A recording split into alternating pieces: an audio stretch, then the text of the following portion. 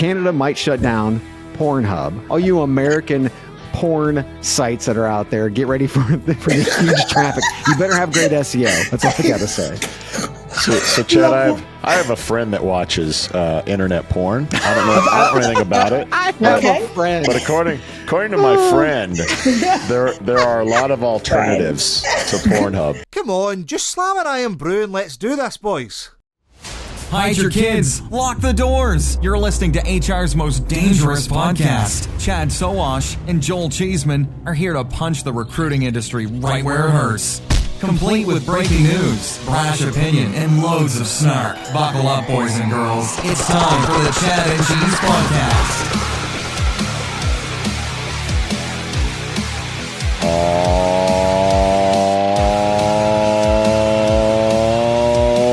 Oh, yeah. Come for the chicken cock, stay for the espionage. Hi, kids. It's the Chad and Cheese Podcast. I'm your co-host, Joel, Everything's Computer Cheeseman.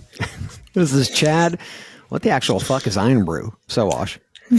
And this is Emi. I'm going to really try not to swear. Beredugo. Good luck with that. On this episode, Sorry, Mom. ZipRecruiter innovates, that's in air quotes, Klarna files, and the Deel rippling rivalry goes to a whole other level. Let's do this. Hospitality is the heart of our society. It brings people together to share great food, drinks, and experiences.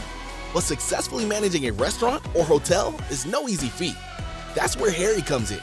Harry is the frontline employee experience platform that helps you build, manage, and engage great teams. With Harry, managers can easily find and hire top talent, manage timekeeping, and communicate with employees at any time from any place. Candidates and team members can quickly and efficiently apply for jobs, swap shifts, and access important information entirely from their mobile devices.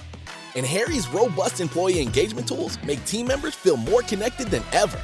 With Harry, as an owner or operator, you get a bird's eye view of your business, from turnover cost, labor cost, employee sentiment, compliance risk, and team performance. Run your business better by understanding the power of your people. Because when your team is the heart of your business, Harry is the heartbeat. See how it transforms your business. No American listening to this show knows what the fucking Irn Bru is. So you've had one before, right, Joel? Yeah, I have a story. We went to Scotland. We ended up at some, I don't know, carnival, some bizarre pica carnival somewhere in Scotland. And I got like the haggis nachos, which are like haggis and cheese fries, and it's great. And I wanted to try a soda that wasn't Coke or Pepsi. And there was this thing called Irn Bru. Irn Bru. And I go to the counter, I go, Irn Bru, what's that taste like? And the guy goes, I won't do it in a Scottish accent because I'll butcher it. But he goes, it tastes like Irn Bru. What do you think? Like, okay, it tastes like Irn Bru. How bad could it be? So I get an Irn Bru. It's kind of like an orangey Fanta flavored drink. It's fine. It's perfectly fine and harmless as sodas go. But that's my Irn Bru story. I don't know. How would you explain the taste? I've never had one. Oh, Emi, have you had an Irn Bru? Yeah, I think it tastes horrendous. It's got to be the most shit, like Scottish shit ever for like a drink. That's what I've heard. And I don't drink soda anyway. I don't drink pop anyway. So it's like, yeah, no, I'll pass on that. I know Joel will try it. So at least we'll get a story out of him. Yeah. Yeah. Why don't you drink soda, Chad? He's our taste tester because it's Lies. bad for you. Oh, lies. It's like, my body is a temple. Is that what it is? No, it's just shit. It's total shit for your body, especially here in the U.S. I mean, the high corn fructose. No, I'm just no thanks. No, okay, thanks. that's Dude, true. I'll give you that. I'm a guy of a certain age. Okay, I'm trying to keep the weight off. I'm working out. I'm trying to eat well. Last thing I'm going to do is slam a fucking Irn Bru. Okay, that's all there's to it.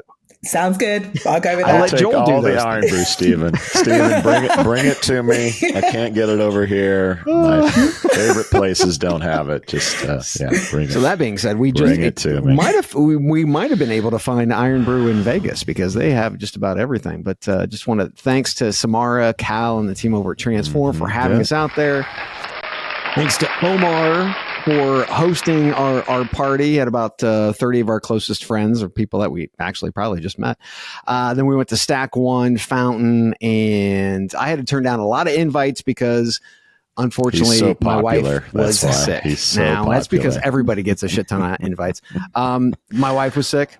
As soon as we landed, as soon as we got into the hotel room, she didn't leave the hotel room the entire time. It was nothing contagious. Oh, God. Don't worry. Don't worry, kids. But yeah, that's why I was walking around like a lost puppy, because I'm used to being with my wife the entire time. That's a bummer, man. Whenever, like, especially if you're just leaving and the sickness hits you, it sucks. Like, it's usually at the end when you're all fucking ready to come back how home. it is in Vegas. You know how it is. Usually at the end is when the virus I was hits. in bed by 10 every night. If that tells you. Oh, wow. I mean, oh yeah. And that should never happen. So anyway, thanks to Transform. Also, Samara, Julie says she's sends her apologies because she couldn't use her ticket because she was in bed the entire time. So anyway, great. She missed a show. rager of a party, Chad. The Chad, it was shut down by the cops. There was a waiting list. No one got in. It was cats and dogs living together. Mass hysteria. If you weren't at the party, where were you? From my understanding, Omar had to go down because he was letting people up and down the elevator, and he said there was like a group of 30 people. It's like, sorry, we're closed down. Oh, you guys have to go. What the fuck? It's like, oh, Love that Transform goes wild. It was a rager, man. It was a rager in Vegas. Chad and Cheese rager. It was a good time. Over 80% of you watching right now, you watch over and over. We know you do, but you haven't liked and you haven't subscribed. Let's do that. Let's do that now. Is it time for shout out? You know it is. You know it is. Emi's got a special video. Shout out. What you got, Emi? Oh my God. This person is one of my favorite people. So awesome. He's called Randy Rainbow. So if you haven't heard of him, get onto Instagram, YouTube, any kind of social media platform, even LinkedIn, he's on there. So for people who don't know, he's an American actor, singer, comedian. So triple threat. I think that's what you call it, isn't it? Triple threat. Yeah. Yeah. Not wonderful. to mention he's gay. So it's a quad threat there. So there we go. He's ticking all the boxes. Randy Rainbow. I love it. I love it. Honestly. So, back in the day, he used to do loads of comedy, but now he's known for political satire. So he just constantly takes a piss out of Donald Trump, and he does it in the best way. Too bad there's no content for him as a political. Yeah, no kidding, right? He's overflowing. Oh, he's wonderful. So there's one that I saw recently, and it's to do for I'm a Wicked fan. I just watched it recently. So that obviously the amazing song "Defying Gravity." I sound just like Cynthia. Awesome. Absolutely, 100%. But yeah, he does a take on that. So I think you got a video, Should we watch right? that? Yeah, we do. Play it. And I have not seen Wicked, so for those of you that don't or haven't seen it, don't feel left out because I haven't either. But let's see what this is about here. In your own self-interest. And the whole DEI thing, that was a Close your mouth. You could read. It's time to cry. Bye-bye, democracy. And watch this guy defy democracy. Would someone stop this clown? Can't I make you understand? You're wearing the wrong shade concealer. Became a lady justice and grabbed her. And I love how he fucks with him on the concealer and his shading and all. Oh, absolutely brilliant. And he's got a whole back catalogue, not just from this term, but from the last 4 years before as well. Okay. It's brilliant. hilarious. Check it out. Randy Rainbow. Randy Rainbow. Fucking hilarious. Chad, what do you got? Well, I mean, and staying kind of like in the political spectrum, I want to shout out to Canada. Joel, Emi, and I don't know if you've heard, Canada. but Canada. We were doing our movie. Don't wreck our show, you hoser. Canada is in a trade war with the U.S. And you heard that, right? You heard that. Yeah. So Canada just might actually be able to press the nuclear option, and what that means to us here in the U.S. is PornHub is a Canadian company, and they might shut it down in the U.S. And that might just send terrorists into a death spiral. Not that they're doing well in the first place, but yes, Canada might shut down PornHub. So all of you American, all you American porn sites that are out there, get ready for the huge traffic. You better have great SEO. That's all I gotta say. So Chad, I have a friend that watches internet porn. I don't know anything about it. I have a friend. But according to my friend, there are a lot of alternatives to PornHub. So Canada can do what Canada's going to do, but there are other options, people. Just saying. America is going to be safe. Just reach out to Joel and his friend. Yeah, because his friend has alternatives. My friend, which gets me to my shout out. It's not my friend, but my shout out goes out to Armando Davis. He's a Michigan State fan, and he's the host of the Unfiltered Sports podcast, apparently. Anyway, he bet his friend that was a Michigan fan that Michigan would not win the Big Ten championship, and they did. Emi may not know that because she's probably not keeping track of college basketball in the States, but those who are do. Anyway, this dude lost a bet. His penance was to spend 24 hours in a McDonald's, which I don't know why that's a punishment. But anyway, 24 hours in McDonald's, and he could take away an hour of his punishment if for every McChicken that he ate. And his goal apparently that he achieved was he did 2 McChickens every hour. So he cut down his time in McDonald's by half. Yeah. So that's my shout out. Oh no, Armando. It's good to be you, man. McChickens all around. McChickens all NCAA around. basketball. I do. I love it. NCAA basketball is to Emi what Wicked is to Joel. Did you fill out your bracket, Chad? Do you got a bracket? Did you fill it out? No, I've been too busy doing shit. I work around here, Cheeseman. I'm like, Jesus. The answer in my crystal ball is Florida versus Duke. Florida winning 69-66. You heard it here first. 69-66. I feel like I need to get onto this. I don't think Duke's going to make it that far, but okay. Yeah. So I know one thing though. When I did come home, chickens to chicken cock. Let's talk about free shit. I came home to a bunch of cock. Yes, look at that chicken cock, baby. Oh yes, that's beautiful. I love it. Beautiful, beautiful, beautiful. Yeah. So coming home to a delivery of cock is always amazing, especially when it's bottles of chicken cock. Stay tuned though. We've got some. I think we might have something going with chicken cock, so all of our listeners might actually get a taste of the cock sometime soon. But until then, the Chad and Cheese giving away free stuff. We give away T-shirts from Aaron App. That's right. Our slothy friends over at Aaron App giving away T-shirts. They're beautiful, lovely T-shirts. Bourbon Barrel Aged Syrup by Kiora. And by the way, shout outs are sponsored by the kids up north at Kiora. Craft beer from the Data Geeks over at Aspen Tech Labs. Whiskey. That's right. 2 bottles of whiskey from our friends again up north. Van Hack. And if it is your birthday, you could win rum, high value rum from Plum. Can you feel the but you can't win if you don't play. Right, go to chadcheese.com/free. Sounds good. Can I just still be a little drunk from Vegas? I'm feeling a little, maybe I was going to sleep. All right. Dude, anyway, do you want some cock? Is that what it is? Do you want to have some of his cock? Well, he's always, he's got his own cock. I thought you were required to drink on this show. Shockingly not. But the thing is, I feel left out. I don't have any cock. Can I taste some cock, please?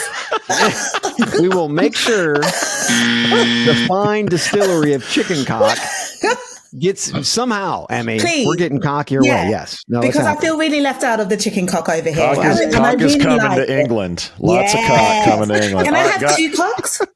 Let's get through the birthdays before this thing goes totally off the rails. All right, celebrating a birthday. Too late. We got Betsy Norris, Robert St. Jacques, Sean Luchins, Valerie Doyle, Ryan McGrath, Audra Knight, Jamie Leonard, fine Englishman, Jamie Leonard, he is, Steve Levy, Mike Timken, and George Dobbin, who hails from the wonderful country of Scotland. Welcome to all things Scottish. Our slogan is, if it's no Scottish, it's crap! That's right. And some Happy George birthday, everybody. Birthday! And then, now that we've gotten back Where's from our Vegas, next trip? Next week, We're driving up to Chicago for RL100. That's right. Jamie Leonard's birthday. What's he going to get for his birthday present? A little Chad and fucking cheese in Chicago. That's what he's getting. Maybe some cock. Can we take cock to Chicago? That's what I thought he was going to say. Okay. All I got to say now is you have to bring one of those bottles of cock with you because Jamie's going to want that. So we're going to be leading a talk with Chad and Cheese Superfan Jane Curran, who's the head of HR Ops over at JLL, and our buddy Matt Lavery, who literally was just on the stage with us a couple of days ago in Vegas. We're going to be talking about good shit around AI, agentic, what they're doing, what they're using, all that other fun stuff. The thing is, though, kids, we're not recording it. So you got to be in the room where it happens, and it happens in Chicago at the Pendry. If you are a TA leader and you're even close to Chicago, go Google RL100, register, get your ass there. We'll see you there next week. Do it. Topics! All right. This one's going to be sweet, Chad. We've waited 8 years for an espionage story that's featured in the New York Times in our space. All right, here we go. Bitter rivals Deel and Rippling are embroiled in a legal spat. Rippling sued Deel on March 17th, also St. Patrick's Day, alleging Deel planted a spy, Keith O'Brien, who's from Ireland. I don't know if there's any connection on that or not. But anyway, Rippling's Dublin office, trade secrets were being stolen, allegedly. Rippling claims O'Brien conducted over 6,000 Slack searches targeting sales data and was caught via a fake hashtag #DDefectors channel on Slack. 2 days later, O'Brien allegedly destroyed his phone during a court-ordered seizure in Ireland, locked himself in the bathroom, I believe, which is great.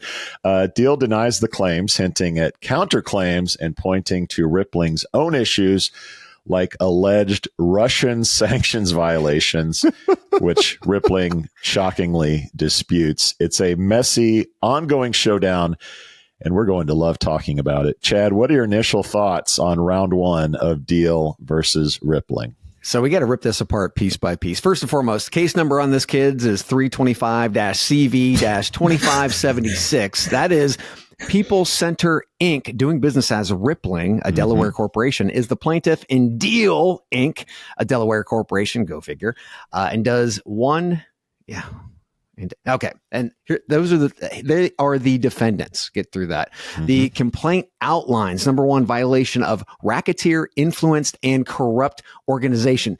This is a RICO case. Now, if anybody has watched any movies in the United States, RICO always comes up with mobster and gang films. RICO. Okay, so number one's RICO. Number two, conspiracy to violate RICO. Number three, misappropriation of trade secrets under Defined Trade Secrets Act. Number four, misappropriation of trade secrets under California Uniform Trade Secrets Act. Number five, tortious inference with contract. Number six, aiding and abetting breach of fiduciary duty. And last but not least, seven, unfair competition from the California Business and Professional Code. So, as you'd said, Joel, the spy was named and was not named in the document, but the Irish Independent ran a story entitled Irish Employee Accused of Spying and Corporate Espionage by Software Giant Admits Destroying His Phone at Center of Claim and title. That's a long fucking title. And in the story, the publication made the name Keith O'Brien as the Rippling employee that turned spy. Yep. So the first thing I want to talk about is how they caught him. Okay. And the evidence, because I think that's the biggest key. Is like, let's talk about the evidence real quick. So number one, and we'll chunk this out, digital forensic evidence from the Slack logs. Quotes, and this is directly from the case. Rippling Slack logs show that O'Brien began searching and accessing Rippling Slack channels at an unprecedented rate beginning in or around early November 2024. Notably, O'Brien searched the term, quote unquote, Deel approximately 23 times a day. And that was on page 17 for anybody who was looking. Nothing fishy about that at all. So, to me, this is crazy because we've been hearing how companies are already monitoring Slack and all these different channels just to be able to see who actually has activity going on. You would think, basically, that anything that you were doing to search history, monitoring, or anything like that would be seen within the system. Yeah. We don't know if they were monitoring it or not. As I understand it, it was kind of fishy. They were a little bit suspicious of him for whatever reason, and then started looking at his shit and seeing stuff like Deel searches and 6,000 searches over. So then they made up this hashtag. It was a honeypot. They honeypotted his ass. Yeah. The virtual equivalent of like a bottle of Guinness. I don't know for an Irishman, but he caught on, and things they were putting in this feed started like showing up in real life. So they knew that he had to be the one that was doing it, and got himself pinched. But he was basically on the sales process. They were saying everything that they were like, it's very, very tracked what goes on in the sales process. And this is kind of a negative around all this intelligence that we're collecting, recording phone calls, recording everything. Like, it's very easy to find out who's in the funnel, who's close to being sold, like what's going on. And he was telling Deel's sales team, hey, we're really close to this, like getting this company closed. You should focus on them. And they don't like, so he was feeding us all back to sales. And I'm sure the salespeople were like, man, this is a weird trend where everyone we're selling gets a call from Deel that same week that they're about to sign with us. And then got himself trapped and caught. Yeah. Well, it being in sales, you've pretty much always had access to this kind of data in the CRMs. You can go into Salesforce or something like that and actually just look up history.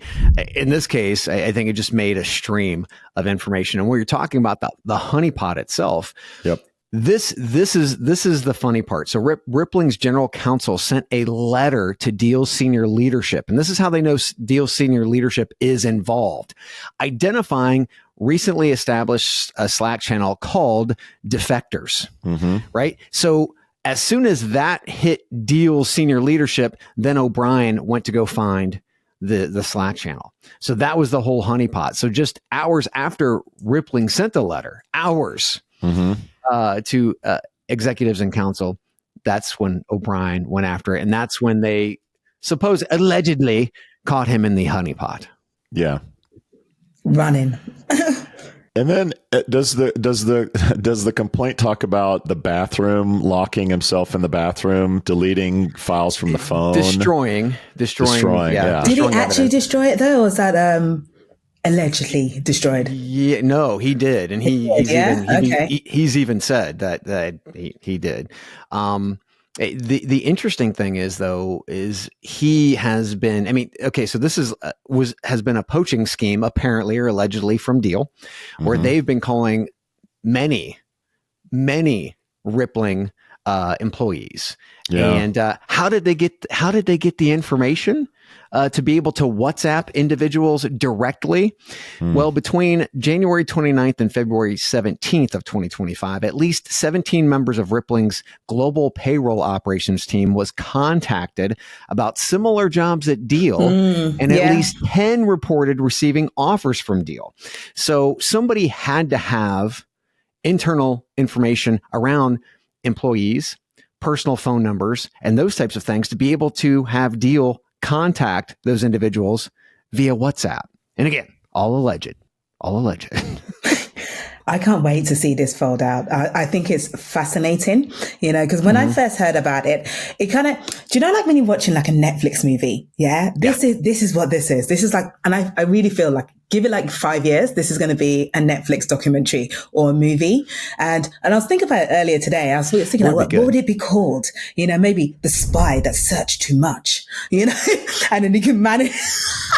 You see, I've been thinking about this for quite a while. You get that espionage in the toilet. Oh yeah, exactly. That you get the voiceover trailer. There's nothing bog standard about this bombshell loose suit.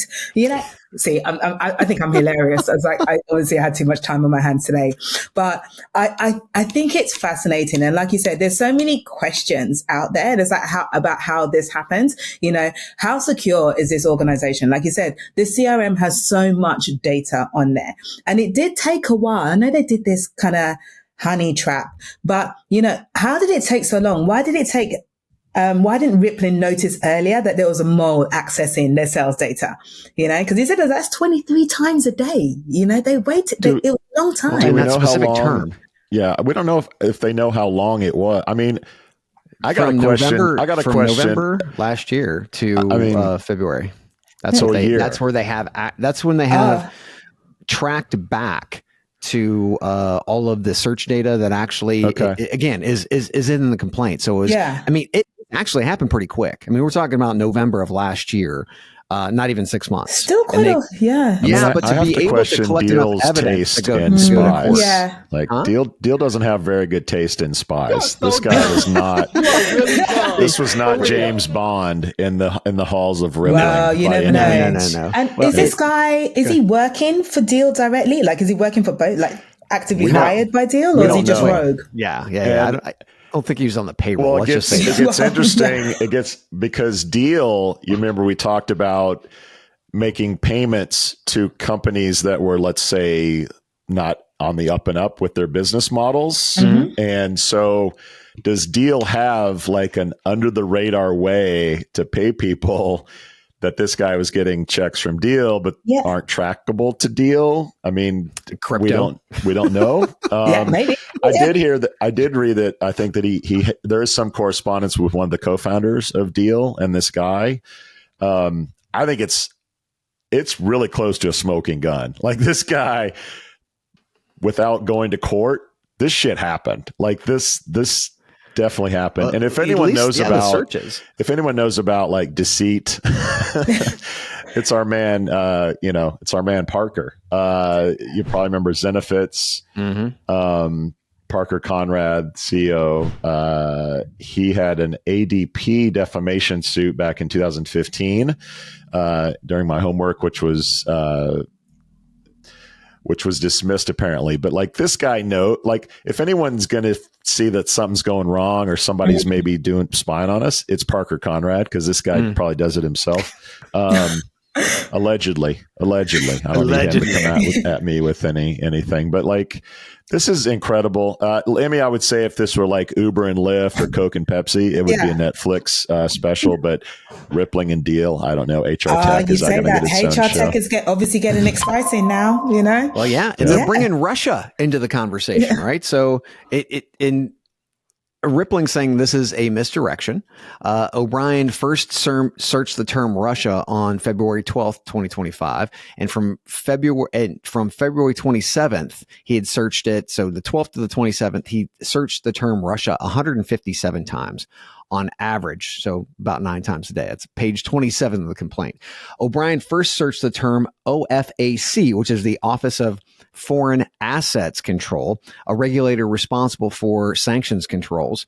On February 17th through the 27th, he searched OFAC 42 times. So he was looking for things to dig up to be able to see if there was any trail that he could gain access to around companies who were Russian companies who were sanctioned, and they were getting paid through Deel through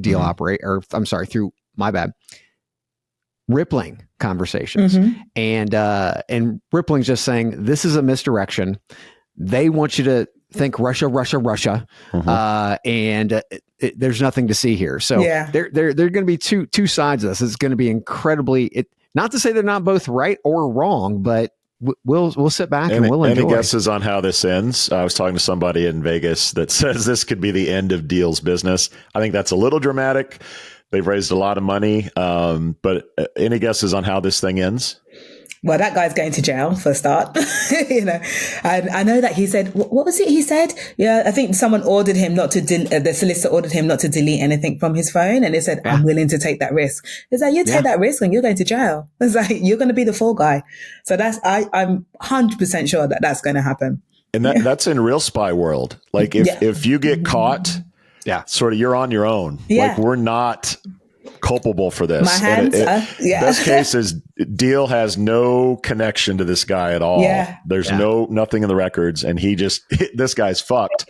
And Deel walks away and unscathed. They can find pay if they can find somewhere in the Bahamas or something like Some that, kind of money trail. Payments. Yeah, there were payments. Just another reason why I fucking hate Bitcoin and crypto, because this is what this is for, right? Yeah. That's what cryptocurrency literally will help you launder money. It will help you pay people. I mean, we're even seeing it, in the U.S. government, for God's sakes, with all these fucking meme coins and shit. It's ridiculous. Yeah. I mean, this kind of thing happens all the time in history, like the KFC recipe. I know they tried to steal that. Coke recipe is under lock and key. And so this does happen to varying degrees of punishment. But I'd say worst case, if they can prove that sales were lost from Deel and say like the average customer is 7 years old, so we lost this much per customer and you guys owe us this. Let me give you the numbers real quick, because I was curious if you go head to head with these guys. So by the numbers, Deel is at 800 million ARR versus 570 million for Rippling. Valuations are really, really close. 13.5 billion at Rippling, 12 billion at Deel. Headcount, you've got 5,000 employees at Deel, 3,000 at Rippling. And currently Deel is profitable. With 21 million in profits, and Rippling is still burning cash. So that's a little bit by the numbers. Does this make you feel less positive about Deel as a consumer? Do you think that's going to impact their brand, or do you think this will go sort of? Here's the hard part. And I actually talked to a couple of HR practitioners this week and about this. And I'm like, this is crazy, right? And it always came down to, and I'm not, and again, this is very anecdotal. I had a handful of people that I really had deep conversations with about this. And they said, this looks worse for Rippling. And I was like, why? And they said, Parker Conrad. He's known as a guy who, over the years, Zenefits, ADP. I mean, there's just this optics piece. Shady. That he is shady, whether he is or whether he isn't. From an optics standpoint, you can't deny what people are saying. And I was actually talking to one of those practitioners, and they said, they're currently actually talking with Rippling, and they're going to break talks because they just can't trust what's going on. Now, Rippling, again, they're the ones who are saying that Deel's in the wrong, right? Right. But yet Rippling, and again, literally half dozen conversations at the most. So not a huge sample size, right? Yeah. Not a huge sample size. But when you start talking about this, and it's weird. It really is. It's like, from an optics standpoint, okay, we're just going to go ahead and shut down talks with Rippling. Wait till this happens, or go in another direction. When I saw the headline, I immediately went to, what did Parker fucking do this time? Like, what did that shady motherfucker do now? And then I was like, oh wait, Deel is the one that fucked up? Like, holy shit. So if you just read the headline, you could totally just say like, oh shit, the dude's at it again. Rippling is doing some shady shit, and they're the ones that get hurt in this. Yeah. That's really interesting. Well, sure to be a topic that we'll talk about hopefully for the whole year, because it should be the gift that keeps on giving. Let's take a quick break. Next time. And speaking of the gift that keeps on giving, I think we have a little ZipRecruiter news, everybody. Here we go.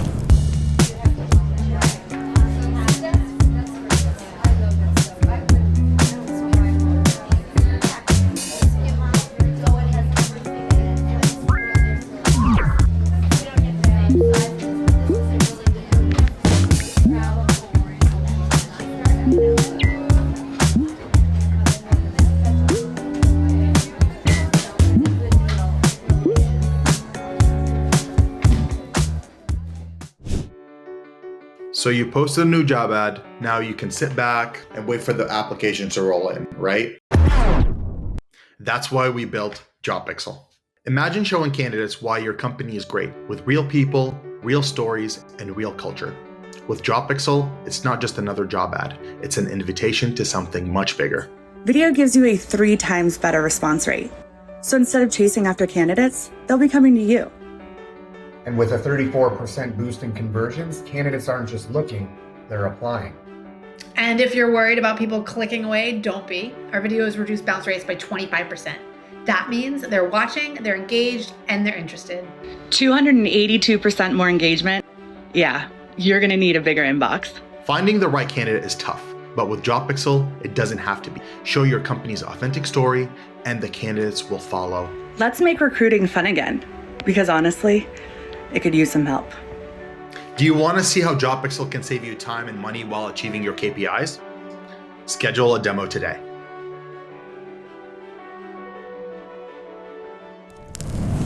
All right, some ZipRecruiter news this week. Number one, they were recognized as one of the world's most innovative companies at Fast Company. We'll get into that in the comment section of this news alert. Number two, they introduced a new scheduling feature that aims to simplify the interview process. The feature allows employers to chat with candidates, schedule interviews, and send automated reminders all within the platform. And they have a new commercial promoting this feature. Check it out, kids. Wow, I just post my job, and ZipRecruiter is on it. It finds active, qualified candidates with the exact skills I'm looking for. I can't believe how I used to do it before. Carl, none of these candidates are qualified. Wrong skills, wrong experience. I don't know where to put this person. This guy was a cat influencer. Now, I'm getting people who are the best fit for my roles. ZipRecruiter, rated the #1 hiring site. Try it free at ZipRecruiter.com/TV. Yes, that is a new commercial, not for features launched in 2017, like so many other companies have. All right. So number three, they did a little survey. ZipRecruiter's job seeker confidence index has fallen to near record lows, with a significant decline in job seekers' assessments of current labor market conditions. 41% expressed pessimism about job availability. Chad, what are your thoughts on all things ZipRecruiter this week? Yeah, so I think it's funny, this whole innovation award thing. We're talking about, again, features that some of those features they've had for forever anyway. It's like they're repackaging them and saying, oh, look at what's new. So that's just weird to me. But imagine getting a message from Fast Company informing you that your company had made the most innovative companies of 2025 list in the human resource category. Then you open up the article to see your name next to ZipRecruiter. I mean, it obviously discredits Fast Company for not even knowing what the fuck innovation is in our space. But now your company's name is on the same list as a flailing ZipRecruiter. So who wants to share that with the world? I mean, usually you want to win awards, you want to push them out there. I feel like I'm taking crazy pills. The funniest part, though, is Zip is so thirsty for positive attention that they dropped this as a press release that says, quote, ZipRecruiter has been recognized for its product innovations that are transforming how job seekers and employers connect. For the introduction of Zip Intro to its next generation resume database and AI-powered job seeker tools, aka Phil, ZipRecruiter is simplifying and speeding up the hiring process, end quote. Stay thirsty. What the hell does that mean? Stay thirsty. It's fucking ridiculous. That's all I gotta say. Yeah. Also this week, LinkedIn's new game is called Zip. I don't think it's a troll, but it could be construed as such. It could be. Yeah. Also, in case you missed it, their shitty podcast called Talent All Stars, a shitty podcast with a worse name, has yet to get 20 ratings. 20 people chime in on Apple Podcasts. What's it called again? Talent All Stars. Are they still putting out content? Talent All Stars. I never even heard of that podcast. The president is still busy making content. Yeah, the president of the company is doing this podcast. And I mean, have you seen their stock price? Jesus fucking Christ. That was my next news item. The stock is down 20% so far this month, roughly. Listen, they got to try everything. You haven't, Nate. the Fast Company is a total PR. The headline is great. Holy shit! Of the maybe 25 companies, ZipRecruiter is one of them. No. Go to the main list, and it's all the names you expect, and then you have to dig in to HR, the human resource. And HR. Yeah, they're in there with Upwork, names none of us would know, even though we live. Even though we live this stuff, maybe half of them we don't know. So don't get too excited. The PR was great. The headline looked good, but if you dig into it, it's not so impressive. And I'd love to know how much ZipRecruiter spends on Fast Company advertising. It'd be a huge amount. I don't know. But if you spend money on these publications, they tend to look at your submission for most there innovative. There might be some untraceable most money, innovative companies. Yeah, cryptocurrency. Or traceable. It's kind of funny. It's kind of like Chris Foreman coming on the show and saying that he loves Indeed. Yeah. How many millions of dollars do you get from Indeed each month? I mean, how much? Didn't answer that question, did he? But I mean, it's like, again, your credibility is fucking shot when you do this kind of shit. Yeah. And Fast Company would say it has no bearing on our decision. That's what we're going to say. But I wouldn't be surprised if Zip writes a little check for advertising on Fast Company. But I think ZipRecruiter's banging on the fact, hoping that people are not going to be as analytical as we are on this show. That's why they put out all that press. It's like, yeah, we're innovative. People who are new to the market or new to the industry or just haven't done their background research are just going to read that and go, oh, ZipRecruiter's really good.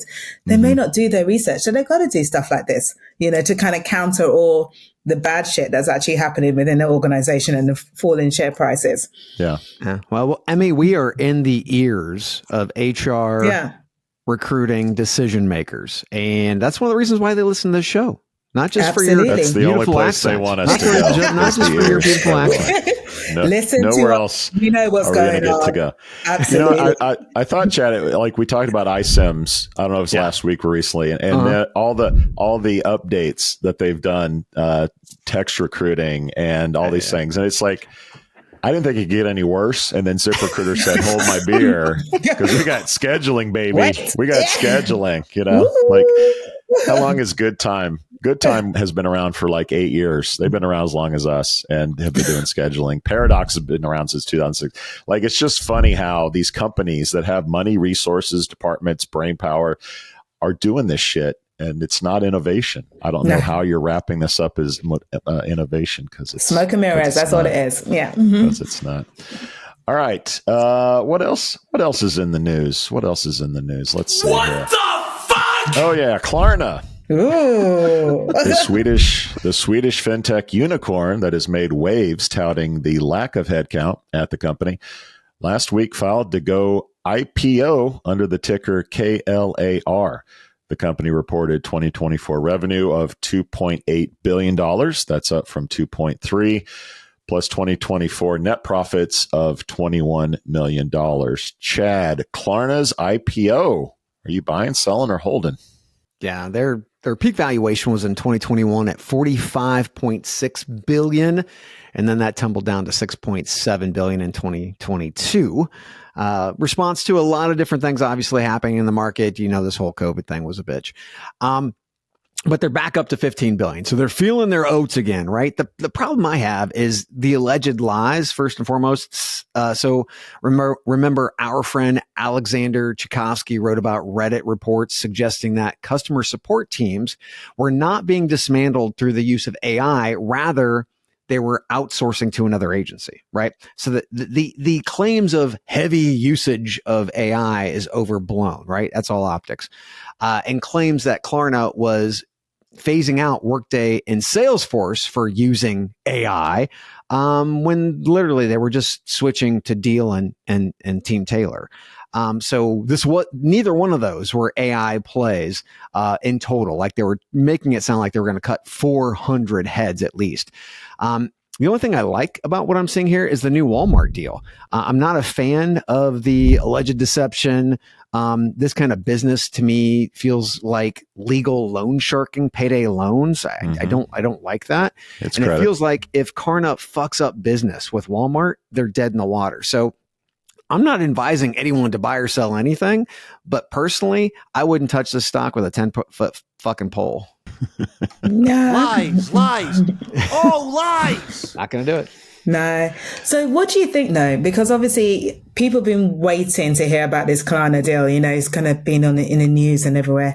Sure. Do you think that other fintech companies are looking at this and going, okay, now's the time for, for our organization to go down the same route? Same route of what? IPO? IPO. Yeah. Yeah, you have, there's another one. There's like Air Wallets. That's public. Yeah. I kind of feel like it's desperate because this is not a good time to IPO. Let's just look at the markets, right? And they're going from Sweden to the U.S. markets. I don't know that to me, this does not feel like a great time to IPO. So it feels more desperate than it does anything else. It's for sure a litmus test. If they go IPO and it's a big stinker, we're not going to see an IPO for a while. But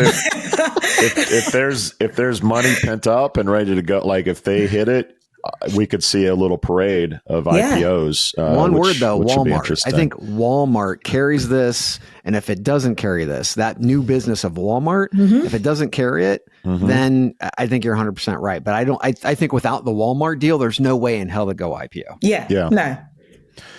So Team Taylor was at Transform in Vegas. You've already mentioned a couple other examples, but we started talking about Klarna because I knew they were there ATS, and he's like, "Oh, just don't tell anyone I told you." But if you look at their thing, they've got 17 job openings right now, so they are also hiring in terms of what they're doing.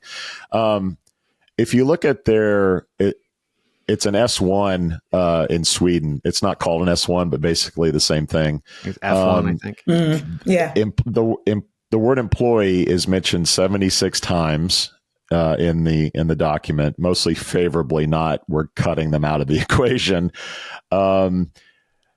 They have one section that is titled "Our business depends on our ability to attract and retain highly skilled employees," which goes on to talk about how important employees are to the business. So a lot of things here are sort of headlines and clickbait to say we're cutting everyone out of our equation, but it's really not the case if you go and look through it. In February or in December of last year, Fortune had a story with the headline, "Klarna stopped all hiring a year ago to replace human workers." And that's kind of been their brand. And I think if they go public, that's what they're looking to do. But this is kind of the breakdown of what they've done on employees. In December of 2022, they had about 5,500 employees. A year later, about 4,300. A year later after that, about 3,400. So they are eliminating roughly 1,000 people per year. How many were outsourced? We don't know that. Yeah. Based on their documentation. So but that's their employees that they're touting. So they are decreasing, but they're not head countless. I mean, they still have a lot of people, and according to their documents, they still need a lot of people. This one will be interesting to watch. Yeah. It's interesting that they're trying to cut, well, it sounds like they're trying to cut costs by, reducing their workforce. And I also saw that they were closing a couple of offices around the world as well. So that's obviously another way that they're trying to cut costs. But did you hear about how much of a pay rise Sebastian, the CEO, gave himself? Oh, no, I missed this. It was like 862% pay rise. So this is just ahead of the payroll. Most of it was in equity, but still just ahead of the payroll. It's like, what are you doing? Have you been listening to Bill Burr talk about CEOs here lately? A little bit, yeah. His mantra right now is "Free Luigi." If that tells you anything, So yeah, 800%. Fuck you. Yeah, that's bullshit. Honestly.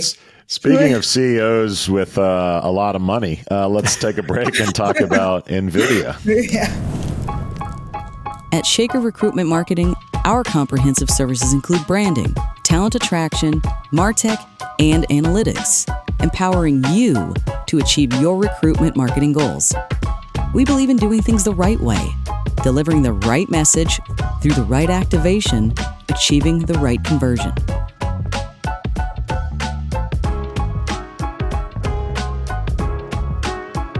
For us, business is deeply personal. Our legacy is built on relationships. Together with our people, clients, and partners, we've been shaping the world of talent for over 70 years.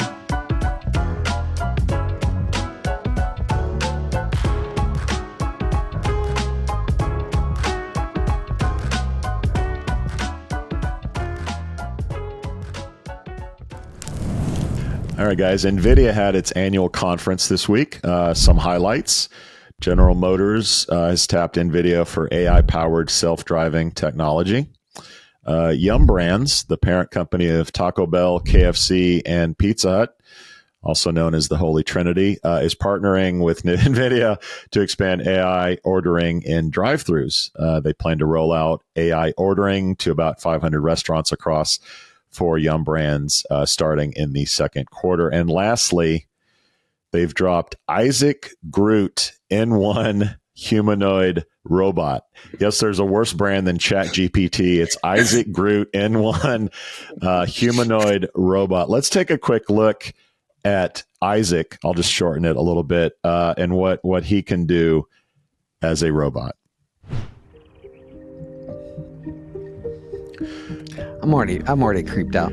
So if you're listening, he's bringing coffee to a table. You got to go to YouTube to see all this. He's straightening a photo. He's doing Very laundry. George Jetson. He's vacuuming.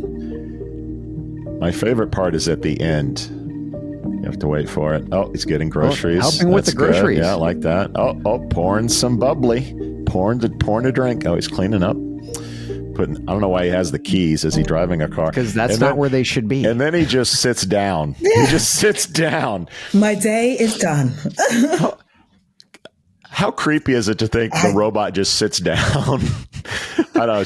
I don't know what I expected. Do they go to the garage? Do they go to a closet? Like a vacuum cleaner? Outside. No, he just sits down. He just hangs Charging out in the corner or some shit like that. Yeah. He's gonna watch some TV. Chad, I know you love you some Nvidia. What are your thoughts on the news out of the company this week? Yes, and I own shares, so I'm biased. So we've already talked about several companies, and we talked a little bit about the KFC connection, number one, where they're starting to use it in their drive-thrus. Mm-hmm. And we've been talking about companies embracing AI for a while, not just in recruiting. So Rallies and Checkers VP of Franchise, Brad Williams, stunned Mr. Joel Cheeseman with the mention of Baconzilla during the recording of season 2 of the AI session. So go ahead and roll that beautiful bean. You always have to do this around lunch when we record this show. Damn it. Who's ready to talk about AI? That's the question. This guy. Yeah, right. The conversation and the evolution of AI has changed a lot. Generative AI and prompt playgrounds is going to be really big. Sounds fun. If we're going to be competitive in space, let's build better teams. Talk about how you do that. We are looking at implementation of new technology. Our AIs are so much faster when I go through the drive-thru. So it even has the upsells. Yeah, medium or large, bacon on that, yes. I'm sorry, I didn't hear anything after Baconzilla. Well, I'll have to So what we're seeing is we're seeing insights from companies that are using AI outside of recruiting and sales and business and drive-thrus and those types of things, which is making it so much easier, as we talked to Brad about, being able to pull AI or automations into recruiting. So all those companies that are out there today saying, oh, look, my company's using AI here, here, and here. Well, that's a great opportunity for HR and for recruiting, just the talent function overall to say, hey, we are doing it over here and it is successful. Let's go ahead and pull that into hiring. And the companies that we've talked to, and we're getting ready to launch AI Sessions Season 2, it is practitioner heavy, big logos, and I don't know about you, Joel, but I was surprised as hell at how many companies were talking about the outcomes, time saved, money saved. That to me was fucking huge. And companies you wouldn't necessarily expect, Yeah. like Ace Hardware making some crazy shit happen. Yeah, it's good shit. It's filtering down to the companies that you don't expect. Yeah, you expect tech companies to do this stuff. Definitely. You expect big companies, but when hardware stores that you grew up with, mom and pop type place does it. Yeah. It's obviously cool. I think the ordering thing to me is fascinating. I think that's becoming much more ubiquitous than it had been before. We talked about Wendy's doing AI-enabled order taking in the drive-thru. They're up to about 600 restaurants across the U.S. Yum has like 61,000 locations around the globe. Now it's a very small number that they're starting out with. But if they can get this thing in 61,000 restaurants globally, like it's going to filter to every single fast food place out there. And I think the second thing is, the old adage of like, no one ever bought IBM, whoever bought IBM never got fired, or whoever, like Monster used to be, no one ever got fired for posting jobs on Monster. They probably would today, but like no one's going to get fired using Nvidia technology. And I think Nvidia has done a great job of building a brand. Mm-hmm. And if making the decision is easier because it's Nvidia, you're going to see this thing take off quicker than if it was some company I've never heard of. So Nvidia getting behind AI generated drive-through ordering, I think is going to be huge for that space. We're going to see a lot more of it in the future. KFC is very big in Europe, definitely in the UK. I think one of the fast food restaurants that actually went to the UK first. Emi, are you a big KFC fan? Do you like the whole AI introduction? Do you know what? I love that secret recipe chicken. Honestly, it's one of my guilty pleasures, and I'm really trying to be healthy like you. But I'm like every once in a while, it's like, oh, it's Friday. Get me some chicken. Get us some chicken and some chicken cock, would you? For God's sakes. Absolutely. And speaking of robots, here's today's or this week's dad joke. Are we ready? By the way, we talked about chicken cock. Here's my take at trying to get the Blue Chew sponsorship. Here we go, Chad. Ready? Why did the robot take Blue Chew?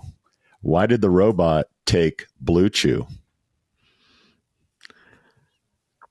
No, I'm afraid to ask. Go ahead. His disc was floppy. He needed a hard drive. I need to go. You don't like that one? Here's another one. Okay, what does a potty training robot say? What does a potty training robot say? No. Pee poop. Pee poop. No. Oh my God. We out. Oh God.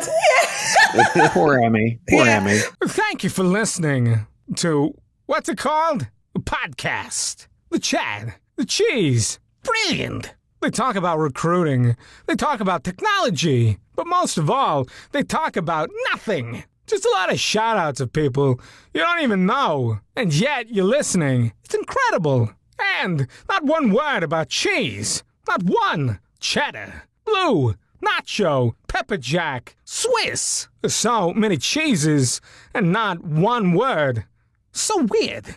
Anywho, be sure to subscribe today on iTunes, Spotify, Google Play, or wherever you listen to your podcasts. That way you won't miss an episode. And while you're at it, visit www.chadcheese.com. Just don't expect to find any recipes for grilled cheese.